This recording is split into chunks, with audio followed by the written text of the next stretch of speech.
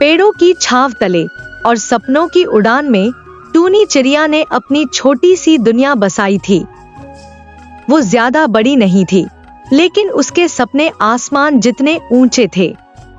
उसका घर एक पुराने बरगद के पेड़ पर था, जहां वो अपने 3 बच्चों के साथ रहती थी। हर सुबह सूरज की पहली किरण के साथ टूनी अपनी उड़ान शुरू करती।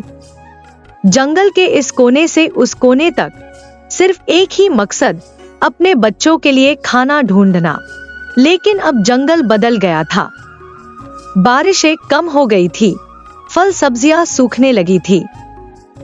टूनी के बच्चे भूख से चुप हो गए थे और टूनी की आंखों में चिंता तैरने लगी थी। एक दिन उड़ते उड़ते टूनी शहर की तरफ निकल गई। वहां उसकी नजर एक चकाचक पिज्जा दुकान पर पड़ी। सारे इंसान खुश थे।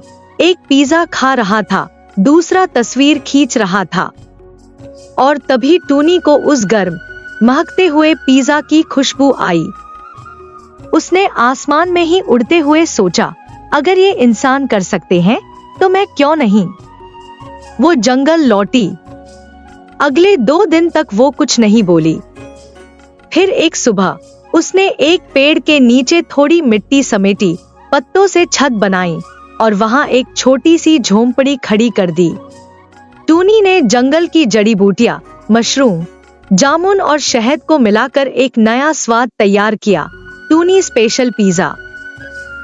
शुरुआत में जानवर हंसते थे, ये चिड़िया पिज्जा बेचेगी।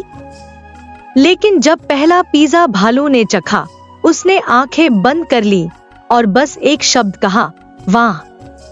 धीरे धीरे पूरे जंगल में उसका नाम फैल गया। खरगोश, लोमड़ी, बंदर, हर कोई टूनी के पिज्जा का दीवाना हो गया। बच्चे खुश थे, अब भूखे नहीं रहते। टूनी के पास अब सिर्फ खाना ही नहीं, बल्कि आत्मसम्मान और पहचान भी थी। लेकिन खुशियों की इस दुकान पर एक शाम काली घटा छा गई। एक जोरदार तूफान आया। तेज हवाओं ने टूनी की दुकान को उड़ाकर गिरा दिया। घोंसला भी टूट गया, सामान बिखर गया। टूनी चुपचाप बैठी रही, आंखों से आंसू बहते रहे। उसकी मेहनत, उसका सपना, सब मिट्टी में मिल गया। अगले दिन उसने खुद को संभाला, एक पेड़ के नीचे एक छोटी सी झोंपड़ी खड़ी कर दी। चिड़िया पिज्जा पॉइंट सिर्फ एक दुकान नहीं थी, वो जंगल का प्यार, एकता और आत्मनिर्भरता की पहचान बन गई थी।